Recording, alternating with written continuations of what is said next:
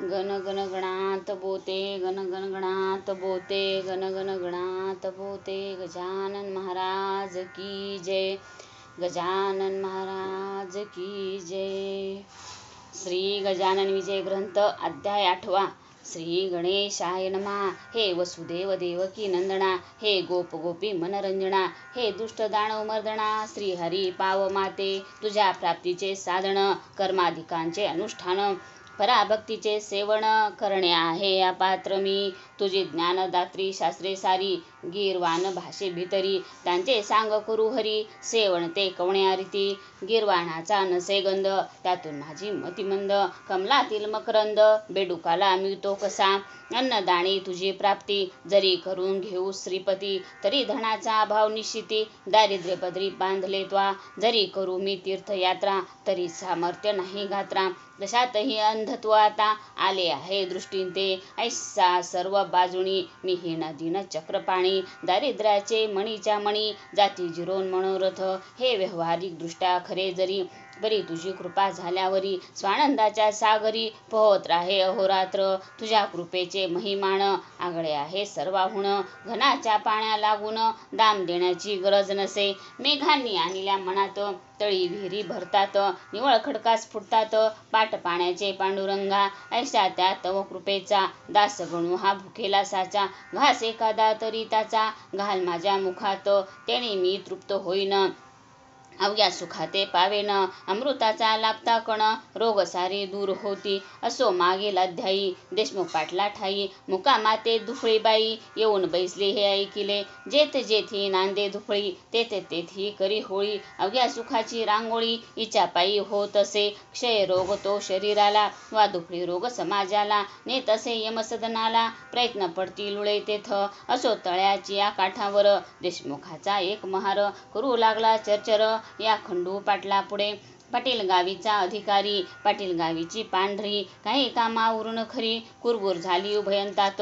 तो असे मऱ्या महार, देशमुखाचा ज्याला जोर, तो बोलला उणे उत्तर, खंडू पाटला कारणे. पाटील वदला त्यावरी, तुझी रीती नाही बरी, गरिबाने पायरी आपली कधी सोडू नये. उणे उत्तरे बोलण्याचा अधिकार आहे देशमुखाचा, तुझ्यासारख्या नकट्याचा नाही हे जाण मणी. तरी महार ऐकेना, करू लागला चेष्टा नाना, त्याच्या ऐकोनी भाषणा.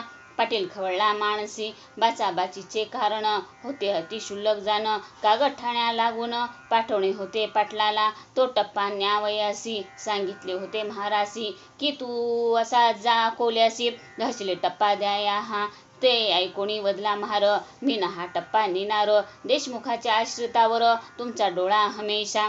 काही असो आज दिनी, मी टप्पा न जाय घेऊनी, तुझ्या हुकुमा लागुनी. बोंबा शिमग्याचा समजतो मी, ऐसे वदनी बोलला, हाव भावही तैसा केला. मूठ वळवणी हात नेला त्याने आपल्या मुखापुढे. ती त्याची पाहुणी कृती, खंडू पाटील कोपला चित्ती. भरी वेळूची काठी होती पाटलाच्या हातात, त्याच काठीचा केला प्रहार महाराची या हातावर.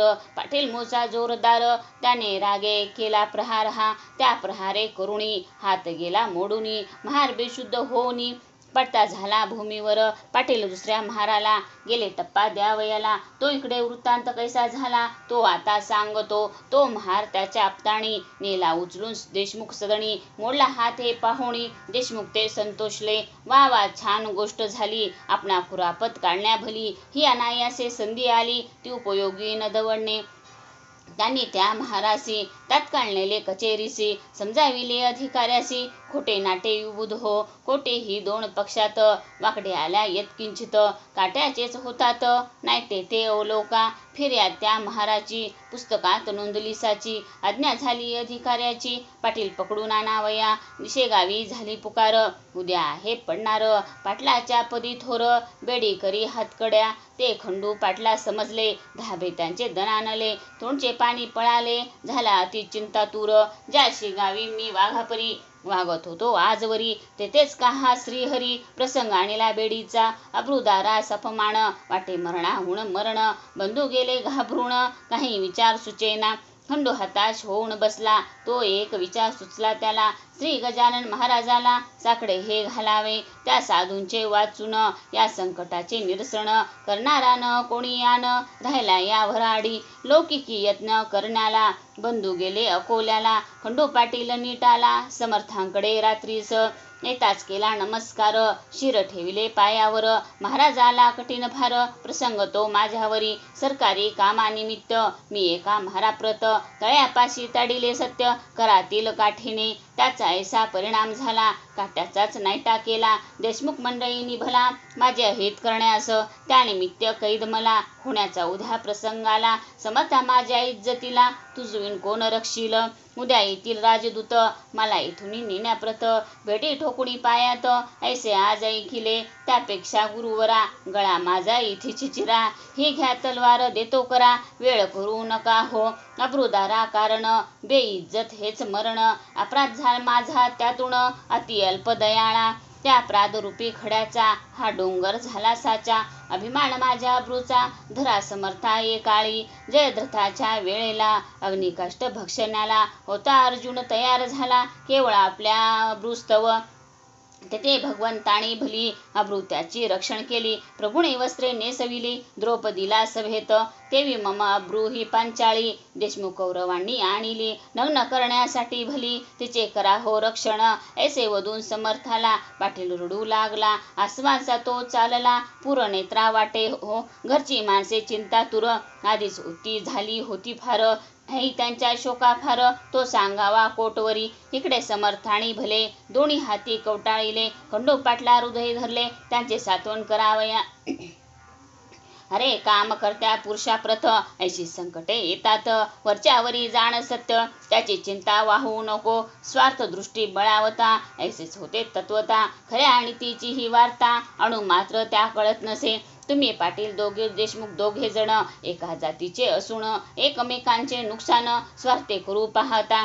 मागे कौरव पांडवात स्वार्थेचा आला विपट सत्य. परी पांडवाचा पक्ष तेथ न्याय खरा होता की. म्हणून पांडवा कारणे सहाय्य केले भगवंताने. सत्यासाठी मारणे भाग पडले कौरवांना. जा भिवू नकोस तिळभर भेडीनं तुशी पडणार. किती जरी केला जोर देशमुखाने आपला तेच पुढे खरे झाले. पाटील निर्दोषी म्हणून सुटले. जे का संत मुखा वाटे आले ते न खोटे होई कधी. पाटील मंडळी उत्तरोत्तर भजू लागली साचार. कोणा नाही आवडणार अमृते सेवावया. पुढे खंडू पाटलाने करून विनंती प्रेमाने नेले राहावया कारणे. समर्थाला निजगृही असता पाटील सदनात गजानन स्वामी समर्थ. ब्राह्मण आले औचित 10-5 तैलंगी विद्वान असती. कर्मठ वेदावरी प्रीती परिधनाचा लोभ चित्ती. राही ज्यांच्या विशेष ते काही मिळेल म्हणून समर्थाकडे आले जाण. तेही होते पांघरुण घेऊन समर्थ निजलेले. त्यांना जागे करण्याप्रत ब्राह्मण म्हणू लागले मंत्र. जटेचे ते स्वरासहित अति उच्च स्वराने. मंत्र म्हणण्यात चूक झाली तिनं त्यांनी दुरुस्त केली. म्हणून आसनी उठून बसली गजाननाची स्वारी पहा. आणि ऐसे वदले ब्राह्मणाला तुम्ही कशासाठी वैदिक झाला. हीनत्व वेद विद्येला आणू नका रे निरर्थक. हीन विद्या पोटाची मोक्षदात्री आहे साची. बा डोईस बांधल्या शालीची किंमत काही राखा हो. मी म्हणतो ऐसे म्हणा खरे स्वर मणी आणा. उगीच भोळ्या भाविकांना सोंग आणून नाडू नका. जी रुचा ब्राह्मणांनी म्हणण्या सुरू केली जाणी तोच अध्याय समर्थानी घडघड म्हणून दाखविला. चूक न कोठे म्हणण्यात शब्दोच्चार स्पष्ट सत्य. वाटे वशिष्ठ मूर्तिमंत वेद म्हणण्या बसला असे. तैलंगी ते ऐकून चकित झाले. अधोवदन बैसले मुखवरी करणे आपुले. भय मनी वाटले त्या. सूर्य उदय झाल्यावर त्यांच्या पुढे का होणार. दीपांचा तो जय जयकार त्यांची किंमत अंधारी. विप्र म्हणती आपुल्या मणी हा पिसा कशाचा महाज्ञानी. 4 वेद यांच्या वदनी नांदतात प्रत्यक्ष. हा विधाताचा होय दुसरा. शंका येथे नुरली जरा. हा सावा ब्राह्मण खरा जातीने की निसंशय. परमहंस दीक्षा याची वार्ता न उरली बंधनाची. कोणत्याही प्रकारची हा जीवनमुक्त सिद्ध योगी. काही पुण्य होते पदरी म्हणून मूर्ती पाहिली खरी. हा वामदेव याला दुसरी उपमान ती द्यावया. असो खंडू पाटलाकडून त्या ब्राह्मणा लागून देते झाले दयाघण. रूप रुपया दक्षिणा ब्राह्मण संतुष्ट झाले. अन्य गावा निघून गेले. महाराजही कंटाळले. उपाधीला गावच्या श्रोते खऱ्या संताप्रत. उपाधींना असे पटत. दांभिकाला मात्र भूषण होते तियेचे. गावाची उत्तरेला एक मळा सानिध्याला. या मळ्यात भाजीपाला होत होता बहुवस. एक शिवाचे मंदिर तेथे होते साचार. लिंबतरूंची थंडगार छाया होती ते ठाई. हा कृष्णाजी पाटलाचा मळा होता मालकीचा. हा कृष्णाजी खंडूजीचा सगळ्यात शेवटला भाऊ असे. त्या मळ्यात महाराज आले. शिवालया सानिध्य बसले. एका ओट्यावरी भले लिंबतरूंच्या छायेत. समत म्हणाले कृष्णाजीसी, मी आलो तुझ्या मळ्यासी. काही दिवस राहावयासी. श्री शंकरा सानिध्य. हा भोलानाथ कर्पूर गौर. नीलकंठ पार्वतीवर. हा राजराजेश्वर आहे अवघ्या देवांचा. तो तुझ्या मळ्यात रमला म्हणून मीही विचार केला येथे येण्याचा. तो भला दे सावली करून. ते वाक्य ऐकले. 6 पत्रे आणविले. ओट्यावरी छप्पर केले. कृष्णाजीने तात्काळ समर्थानी वास केला. म्हणून मळा क्षेत्र झाला. राजा जाय जयास्थला. तीच होते राजधानी. महाराजांचे बरोबर होता पाटील भास्कर. सेवा करण्या निरंतर. दुसरा तुकाराम कोकाट्या. खाण्यापिण्याची तरतूद सारी. निजांगे कृष्णाजी पाटील करी. समर्थ ते जेवल्यावरी तो प्रसाद घेत असे. असो गजानन असता मळ्यात. गोष्ट घडली अद्भुत. येथे झाले फिरत फिरत 10-20 गोसावी ते ठाया. समर्थाचा बोलबाला त्यांनी आधीच होता ऐकला. म्हणून त्यांनी तळ दिला येऊन या मळ्यामध्ये. गोसावी म्हणती पाटलासी, अहो आम्ही आहो तीर्थवासी. जातो रामेश्वरासी भागीरथीला घेऊन. गंगोत्री जमदग्नी केदार. हिंगलाज गिरनार डाकोर. अशी क्षेत्रे अपार पाहिली पायी फिरवणी. ब्रह्मगिरी गोसाव्याचे आम्ही शिष्य आहोसाचे. महाराजही आमुचे आहे सांप्रत बरोबर. हे महासाधू ब्रह्मगिरी ज्यांचा बंदा गुलाम करी. ती मूर्ती आली खरी तुझ्या पूर्व भाग्याने. शिरापुरीचे आयचित आम्हा द्यावे तुम्ही त्वरित. लागे जो ओढण्याप्रत गांजा तोही पुरवावा. 3 दिवस येथे राहू. 4थ्या दिवशी येथून जाऊ. पाटील नका कष्टी होऊ. साधून घ्या ही पर्वणी. तुम्ही पोशिला मळ्यात वेडापिसा नंगाधूत.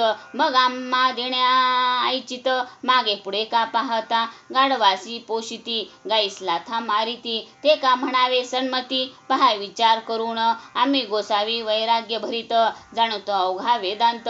मर्जी असल्या मळ्यात या पोथी ऐकावया. कृष्णाजी म्हणे त्यावरी. उद्या घालीन शिरापुरी. आज आहेत भाकरी त्या जाव्या घेऊन. जितका गांजा ओढाल तितका तेथेच मिळेल. तेथे चालता बोलता कंठनिळ बसला आहे पत्र्यामध्ये. 2 प्रहाराची वेळा खरी. घेतल्या चूण भाकरी. मळ्यात येऊन विहिरीवरी बसले गोसावी भोजना. समर्थाच्या समोरी एका छपरा भितरी. गोसाव्यांनी लावली खरी आपापली कडासणे. ज्या त्यांचा जो होता महंत ब्रह्मगिरी नामे सत्य. तो भगवद्गीतेप्रत वाचू लागला अस्तमानी. गोसावी श्रवणा बैसले. गावातूनही काही आले. पोथी ऐकावया भले त्या ब्रह्मगिरी गोसाव्याची. नैनन छंदती हा श्लोक निरूपणाचा होता देख. ब्रह्मगिरी पक्का दांभिक स्वानुभवाचा लेश नसे. निरूपण त्यांचे ऐकले गावकऱ्यास नाही पटले. त्या आपसात बोलू लागले हा नुसता शब्दछल. सारे पोथी ऐकल्यावरी येऊन बसले पत्र्याभितरी. गजाननाच्या समोरी संत दर्शन घ्यावया. लोक म्हणती छपराला निरूपणाचा भाग झाला. येथे पत्र्यात बसला स्वानुभवाचा पुरुष. तेथे ऐकला इतिहास. येथे पाहिला प्रत्यक्ष पुरुष.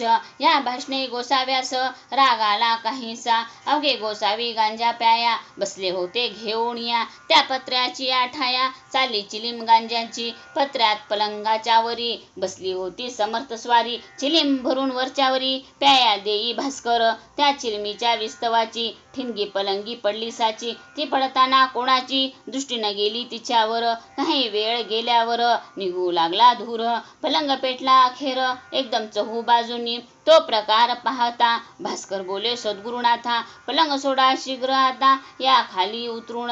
लाकडे ही पलंगाची आहेत की सागाची. 3 आता विझायाची. पाण्या वाचून दयाळा ते समर्थ बोलले वाचे. भास्कराग्नी विझविण्याचे कारण नाही तुला साचे. जलमुळीच आणू नको. अहो महाराज ब्रह्मगिरी या बैसा पलंगावरी. तुम्हा हे अवगत खरी. भगवद्गीता साकल्ले त्याच्या परीक्षेची वेळ आणली हरीने तात्काळ.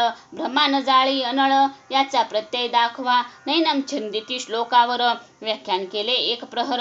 आता का मानिता दर या पलंगी बसण्याचा, जा जा भास्करा लवकरी ब्रह्मगिरीला करी धरी. आणून बसवी अत्याधरी या जळत्या पलंगास. ऐशी आज्ञा होता क्षणी भास्कर गेला धावणी. ब्रह्मगिरीचा सव्य पाणी धरिला त्याने निज करे. भास्कराचे शरीर दिप्पाड सशक्त पिळदार. तो गोसावी त्याच्या समोर शोभू लागला घुंगरडे. पलंग पेटला चौफेर ज्वाळा निघू लागल्या थोर. परी महाराजासनी स्थिर हल्ले मुळी ना इतकेही. श्री प्रल्हाद कयादुसूत उभा केला अगणित. हे लिहिले पुराणात श्री व्यासांनी भागवती. त्या लिहिल्या गोष्टींचे प्रत्यंतर दाविले साचे. वळ्या माझी कृष्णाजीचे श्री गजानन साधुनी. ब्रह्मगिरी म्हणे भास्करासी, मला नन्या पलंगापाशी. महाराजांच्या अधिकाराशी मी नाही जाणीतले. ते न माणी भास्कर ओढीत आणला फरफर. उभा केला समोर आपल्या सद्गुरुरायांच्या. नैनम धहती पावक हे खरे करून दावा वाक्य. ऐसे बोलता महाराज गोसावी परम घाबरला. गोसावी म्हणे भीत भीत मी पोट भर्या आहे संत. शिरापुरी खाण्याप्रत मी झालो गोसावी. माझ्या अपराधाची क्षमा साच करी शांतीधामा. केला खटाटोप रिकामा गीताशास्त्र शिकण्याचा. तुला पिसा मी म्हणालो आता पस्तावा पावलो. मी दाती तृण धरून आलो शरण तुला अभय दे. शेगावच्या जनांनी केली समर्था विनवणी. आपणा अग्नीपासूनी भय नाही हे खरे. तरी महाराज आमच्या करिता खाली यावे लवकर आता. अशा स्थितीत पाहता तुम्हा आम्हा धडकी भरे. म्हणून आमच्यासाठी उतरा खाली ज्ञान जेठी. गोसावी झाला हिमपुटी तो न काही बोलला. लोक विनंतीस दायामाण खाली उतरले गजानन. तो पलंग पडला कोसळून. एक पळही न लागले त्या अवघाच होता जळाला. जो भाग शेष उरला तो लोकांनी विजविला. साक्ष दावण्या इतरांशी ब्रह्मगिरी पायी लागला. निरभिमान अवघा झाला. स्पर्श होता गंगाजला मलकोटुनी राहितेत. मग मध्यरात्रीच्या समयाला ब्रह्मगिरीस बोध केला. आजपासून चेष्टेला तू या सोडून देई रे. ज्यांनी राख लावावी त्यांनी उपाधी दूर ठेवावी. अनुभवावी न सांगावी गोष्ट कोणा निरर्थक. नुसते शब्द पांडित्य माजले जगी अतोनात. तेनेच आहे झाला घात आपुल्या या संस्कृतीचा. गोसावी मच्छिंद्र जालंधर गोरगहिनी साचार. ज्ञानेश्वरांचा अधिकार किती म्हणून सांगावा. स्वानुभवाचे झाले येती श्री शंकराचार्य निशिती. प्रपंची राहून ब्रह्मस्थिती अनुभवली एकनाथानी. स्वामी समर्थ ब्रह्मचारी हेही ब्रह्म साक्षात्कारी. होऊन गेले भूमीवरी यांची चरित्रे आणि मना. उगीच खाया शिरापुरी भटकू नको भूमीवरी. सार न तया माझारी इथलेही गवसणार.